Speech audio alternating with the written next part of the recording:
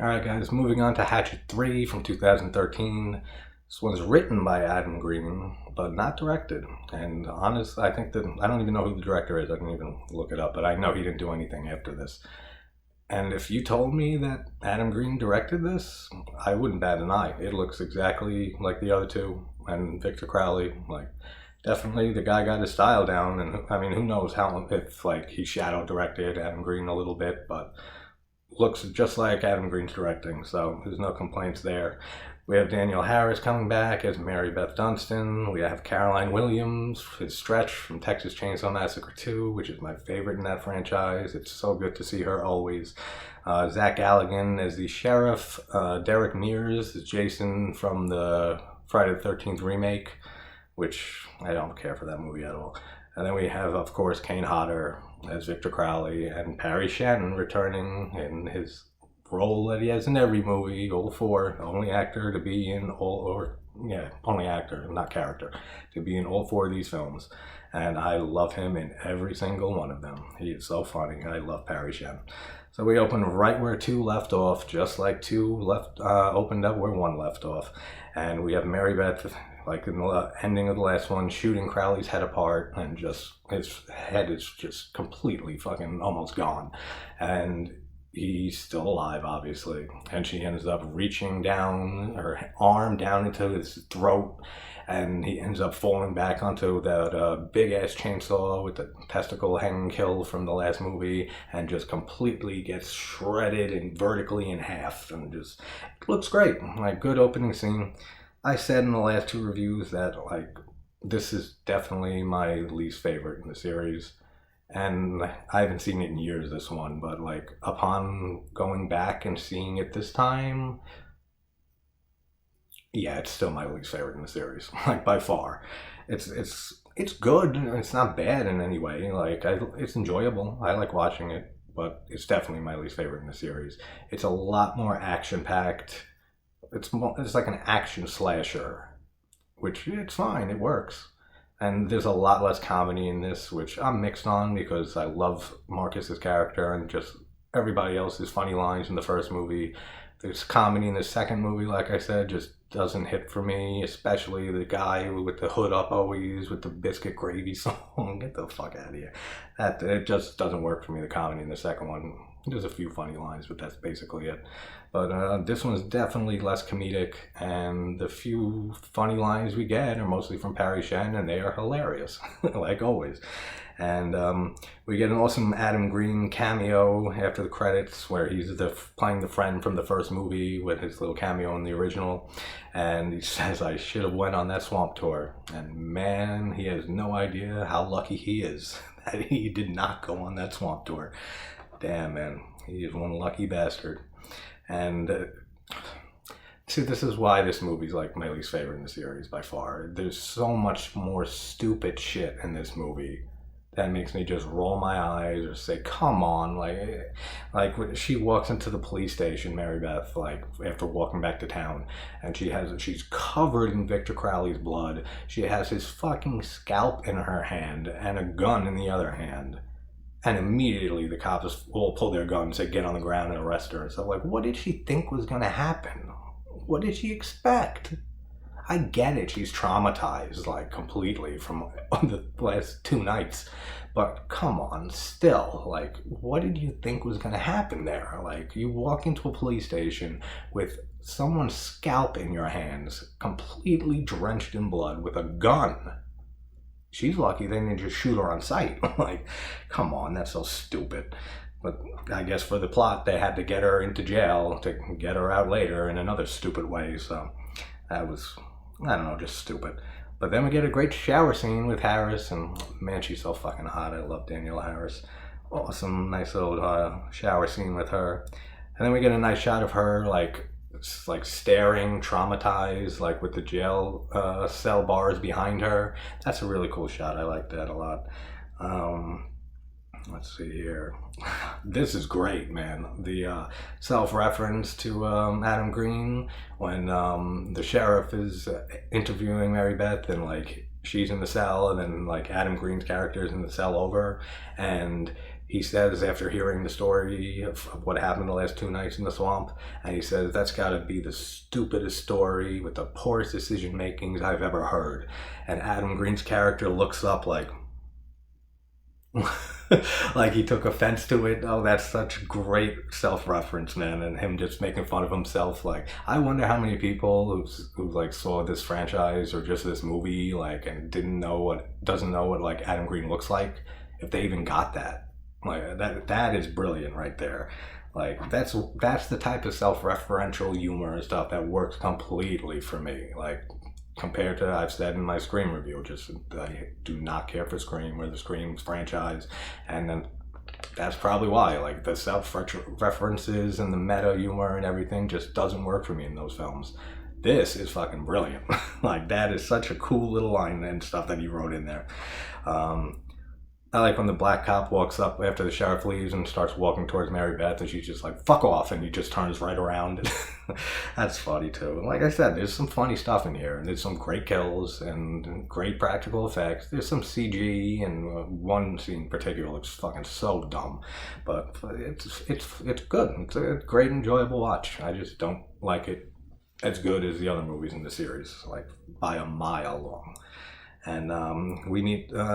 Stretch is, I'm just going to keep calling her Stretch from Texas Chainsaw Massacre 2. She's the sheriff's ex-wife, and she's a news reporter and like an expert on Victor Crowley. She like did a few pieces on him in the past, so she shows up to try to bail Mary Beth out. Really? Come on. She's fucking the prime suspect in a massacre, and they were just going to let her bail Mary Beth out like without anything, like just, all right, yeah, what's the bail? All right, yeah, post it. Let's get her out of here. Get the fuck out. Then they do address it a little bit later when she says, I came here to bail you out, but they wouldn't let me. You have to go in front of a judge. I said, oh, thank God, man. Thank God they, because I haven't seen this movie in years, this one, because it's, like I said, it's my least favorite in the franchise. And there's a few things I did not remember about this movie. And when they said and addressed that afterwards, I said, oh, thank God they said that, because that would have been so stupid and ridiculous. So they did address it, though. And yeah, so then we have Parry Shen, who's playing a paramedic, Andrew Young, which that I remembered that his name from, because he's in Victor Crowley and he survived. But I totally forgot how they like brought his character, like a new character from him back into this movie. I knew it wasn't like a third brother, and it's actually really awesome how they bring him back. It's so funny. He's talking that he's a paramedic, and he's talking to the other paramedic. He's like, we just found a body, like he looked just like you, and he's from Josh from the not Josh, Justin. I don't know how I forgot that name, from the last movie that Parry Shen played, and he's like, he looks just like you. He's like, what? Because we're Asian and we all look the same? It's hilarious, which is also a lovely little callback to the first movie when his character Sean, when Shapiro asks, is this part of the tour after the boat like hits the rocks and they get stuck, and he's like, oh yeah, I sink the boat every night. It's hilarious. It's the same exact line. That was a great little callback. I like that a lot, and I love Parry Shen, as I keep saying. Trent's half head from the last movie when the paramedic's just carrying his head, the top of his head, and just walking by. That's funny. That's awesome. Then we get a cool shot of Crowley breathing in the body bag behind the paramedic when his back's turned. You just see like the body bag like slowly go up because he's breathing under it. That's a cool shot. And then we get the cool defibrillator kill when he takes the defibrillator and puts it on the paramedic's head, and his head just fucking explodes. Looks good. Cool kill. He walks out, though, after that, Crowley. He walks out of the ambulance, and he has his hatchet. Where did he get his hatchet from? Come on. Like, he was in a body bag and stuff. They didn't, like, notice he has a fucking hatchet on him? Like, come on. That's a little stupid. Then we get another cool kill. He kills the whole, like, sheriff's... like all the cops and all the paramedics that come out there, the first responders, kills all of them. We get a cool kill when he splits the head open and the brain tumbles out. That looks really nice. I like that kill a lot. I don't have as much to say about this movie, so this is going to be shorter than usual. And then they do just let her go.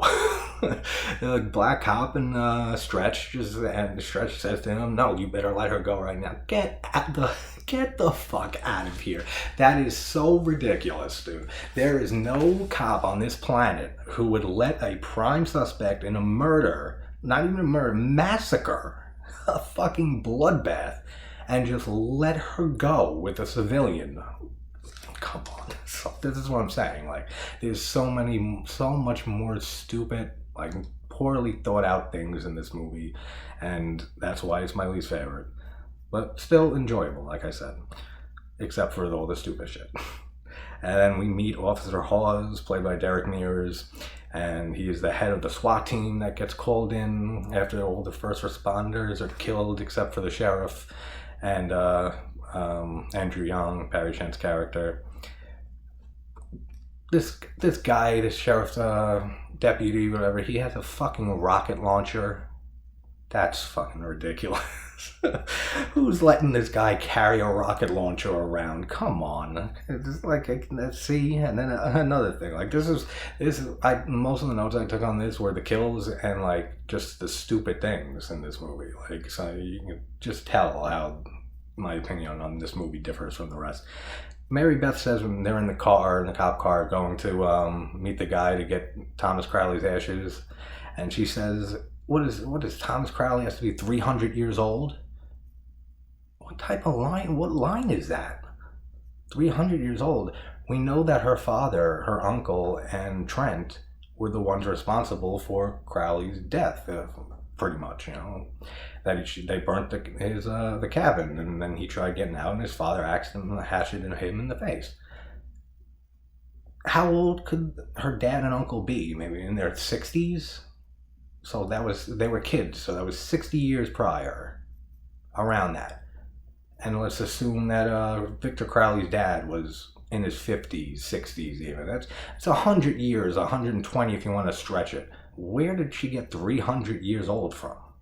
That's fucking dumb. I don't know what that line was about.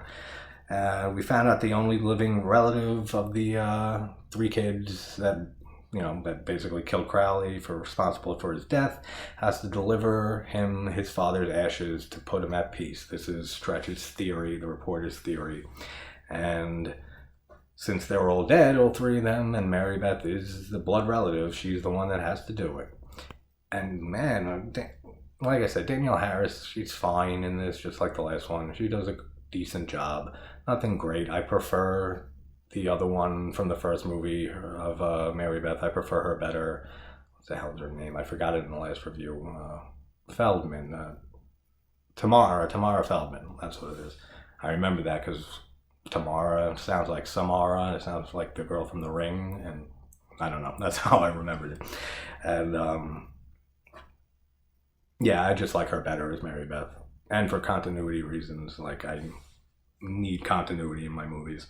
But she does alright, Harris, like just like in the last movie. But this movie, man, she is fucking pissed off like at everybody. Like all she does is like bitch and whine and scream and yell and spit in like the guy's face. Like she's angry, man. Then we got this awesome scene with the guy with the rocket launcher, and he's like totally freaking out because he believes in Victor Crowley and everything. And then they walk into the massacre and stuff, and he's like, this guy's fucking balls are hanging from a tree. He's like, we have to get the hell out of here. And then he hears the guy puking, like another cop puking in the background. He's like, that guy knows what the fuck I'm talking about. What a great line. That's so funny. And Harry Shen has so many good lines too, and he's like, they're walking towards the Crowley house, and he's like, no, this is where he lives, I think. He's like, we gotta go in the bushes. And he's like, hey, you want to hide in the bush? It's so funny the way he delivers that. How many bullets do they need to shoot at Crowley before they realize nothing is going to kill this guy and just end up saying fuck it and leaving? Like, come on.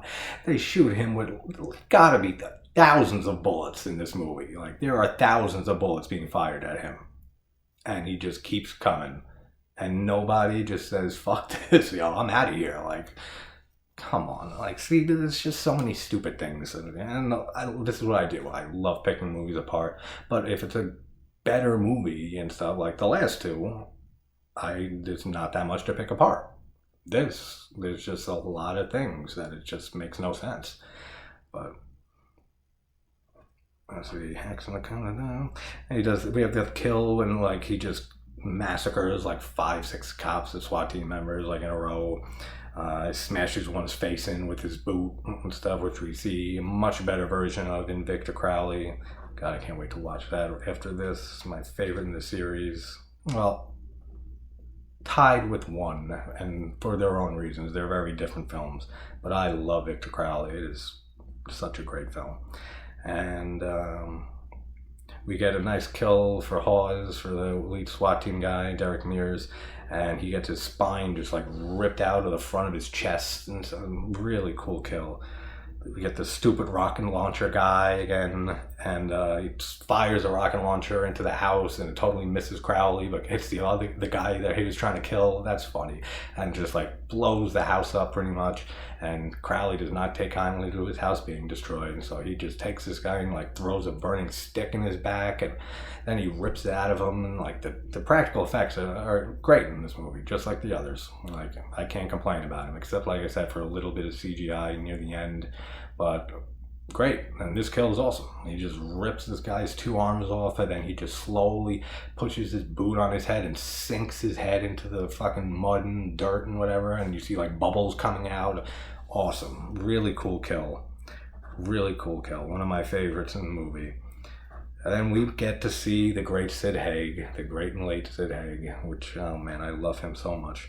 And he has Thomas's ashes, Crowley's father's ashes, because he's like I forget, like the nephew or like great nephew or something of Thomas. So he has the ashes that they need. So Stretch and the cop go into his house. He's so racist, man. Sid Haig's character. They have so many funny lines back and forth. He's like, "Where'd you steal that badge from?" And he's like, no, I'm an actual cop. He's like, yeah, you better not steal anything. I got eyes in the front of my head. That's a funny line, man. I got eyes in the front of my head. I know, I can see that. Funny. And then they get the ashes from him. Stretch pulls a gun on him and says, we'll bring him back. And, you know, he was again another funny line. He's walking out. He's like, damn, I don't even remember the line. There's so many funny lines in that scene. Just with Sid Haig is so great. We get the third in this series of You Gotta Be Fucking Kidding Me, which is just a tagline of this movie. And it's used in so many movies. It is so overused. Like, they have to retire that line. Like, it was great in The Thing, and I don't even know when it started, but they gotta stop with that. But for this series, it's fine because it's like a running joke. But we see that Ben was still alive. Somehow. That's ridiculous. But still alive for the 2 days, bleeding out in the boat. And he just gets immediately after he fucking sits up, gets the hatchet thrown right in his head and killed. And that's where you gotta be fucking kidding me. It's silly, but it's fun.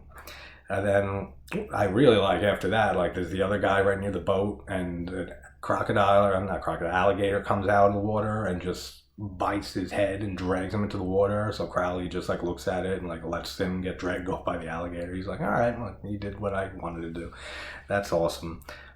Sheriff says that Victor Crowley, on the radio, he's then when him, Andrew Young, and the female cop are in the ambulance, and Crowley's trying to get through with the belt sander, and he's belt sanding a hole in the door, and he's on the radio trying to call for like the National Guard, and he first says, he's like, the situation, he's like, who's attacking you? He's like, Victor Crowley, and they're like, come again? And then, great decision, man. Like, come on.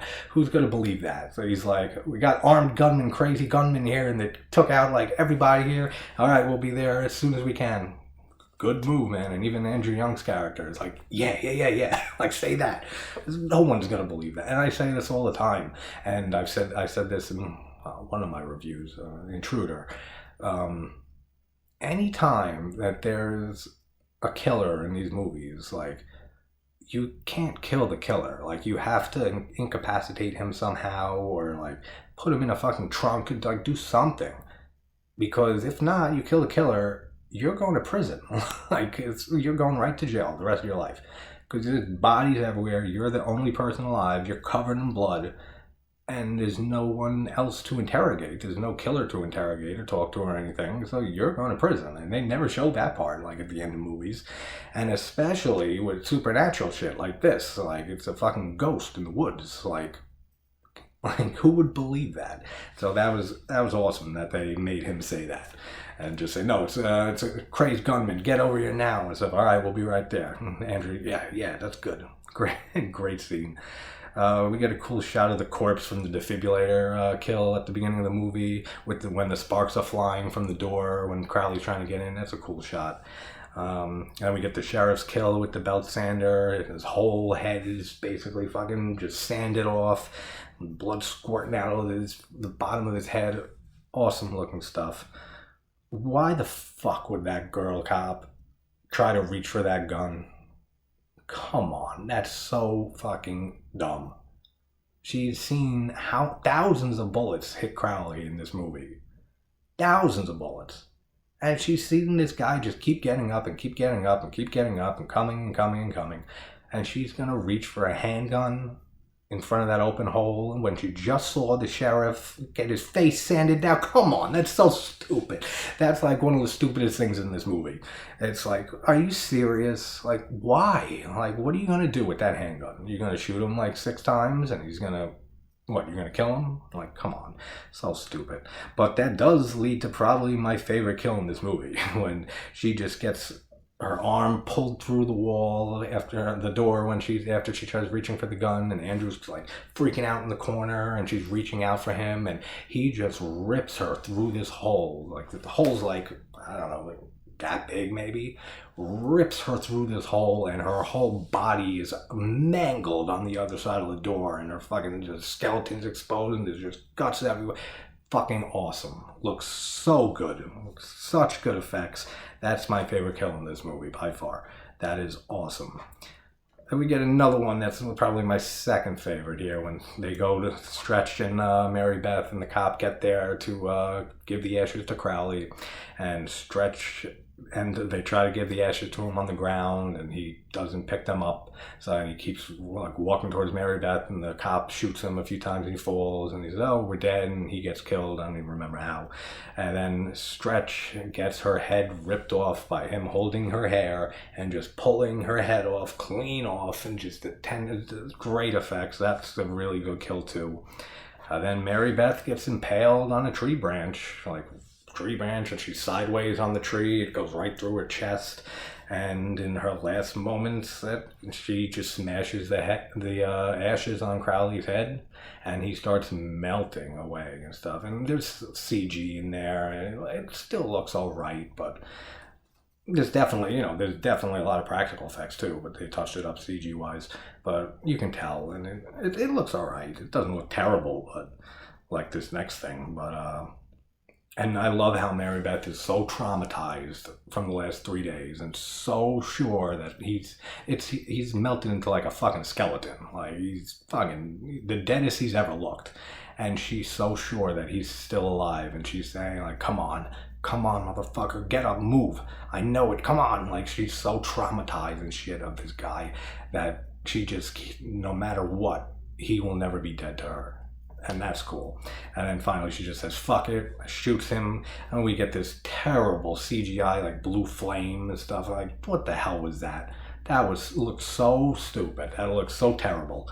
And then we just have Andrew Young gets rescued by the National Guard that just show up after all the shit ends. Like, when is there ever a movie when they don't get there after shit is all done with and everything? Like, every movie. It always happens. Then we get the end with Mary Beth pretty much dying on the ground, and then she just has a gasp, like, credits.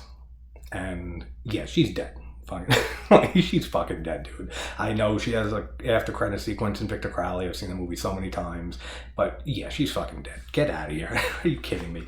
She is so dead at that moment. Yeah, the National Guard just got there and they can get her medical attention, but come on, she was impaled on a tree branch through her chest, and then the tree branch breaks and she falls to the ground and shit. Come on, that's ridiculous. But overall, fun movie in the series. Like I said, my least favorite by far. There's just not as much great kills. There's not as much comedy that works. There's not as much, basically everything that makes the rest of the movies fantastic for me. Just doesn't hit me in this movie as much as the other ones do. But we will be doing Victor Crowley and closing this series out. So I will see you guys for that.